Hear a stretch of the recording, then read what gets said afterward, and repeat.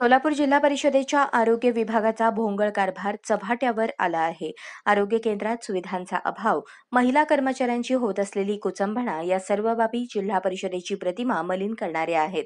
दरम्यान एक अर्धवेळ स्त्री परिचर सोमवारी जिल्हा परिषदेत येऊन माध्यमांसमोर ढसाढसा रडली.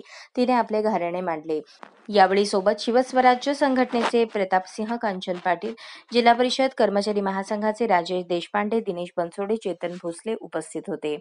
सोलापूर जिल्ह्यातील आमच्या आरोग्य अर्धवेळ स्त्री परिचर भगिनीच्या विविध मागण्यांबाबत आपल्याकडे आजपर्यंत विविध प्रकारे पाठपुरावा करण्यात आला. अद्याप कोणत्याही मागण्या मान्य झालेल्या नाहीत, हे दुर्दैव आहे. माध्यमांसमोर बोलताना त्या महिला परिचरने आपल्या तक्रारीचा पाढा वाचत त्या ढसाढसा रडल्या.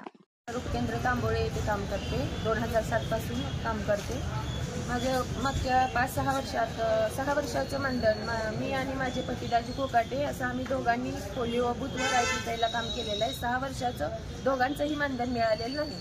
आम्ही IPPIला फिरतो तेव्हा येऊन आमच्याकडून सह्या घेतात की रोख मानधन मिळालं असं सही द्या, आणि आम्ही सह्या केल्या आणि आमच्या अकाउंटला पैसे टाकतो असं सांगून पासबुक आणि आधार कार्ड घेतलं जातं PSCला, आणि आमचे क्लार्क आमच्या खात्यावर ट्रान्सफर करत नाहीत. आम्ही विचारणा केली बऱ्याचदा, तर त्यांनी सांगितलं पंचायत समितीला चौकशी करा. मोहोळला चौकशी केली तर त्यांनी सांगितलं तुमचं सगळं जे पेमेंट असेल ते तुमच्या PSCला ट्रान्सफर केलेलं असतं, तुम्ही तिकडं द्या. पण तिथं PSC तर दिलं जात नाही, आणि म्हणजे नुसतं आम्हाला हे पंचायत समितीला चौकशी करा वगैरे सांगितलं जातं. वेळ मारून नेली जाते, आणि उपकेंद्रात सुद्धा आम्हाला अपमानास्पद वागणूक दिली जाते. आरोग्य सेविका असो, CHO असो, त्यांनी आम्हाला व्यवस्थित वागणूक देत नाहीत.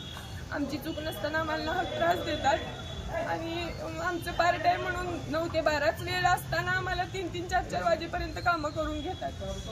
आणि PSCला पण ऑपरेशन कॅम्पला वगैरे बोलवतात. तिथं पाण्याची पिण्याची सुद्धा सोय नसते. आम्हाला बाहेरून बिस्लरी वगैरे घेऊनच पाणी प्यावं लागतं, आणि परत प्रवास खर्च TA वगैरे 50-100 रुपये द्या म्हणलं तरी दिला जात नाही. मग आता सध्या ह्या 1-2 महिन्यात तर मी PSCला गेलेच नाही, कारण माझ्याकडे पैसेच नसतात. 3,000 मानधनातून माझी नवरा बायको 2 मुलं कुटुंब पूर्ण आम्हाला भागवावं लागतं. तेवढ्यात ऍडजस्ट होत नाही. त्यांनी बोलवलं त्यावेळेस आमच्याकडे पैसे नसतात, आणि मग आम्ही नाही आलं की उद्धट बोलते, काम करत नाही, तुला कामावरनं काढतो, अशा धमक्या दिल्या जातात आरोग्य सेविकेकडनं किंवा CHO कडनं.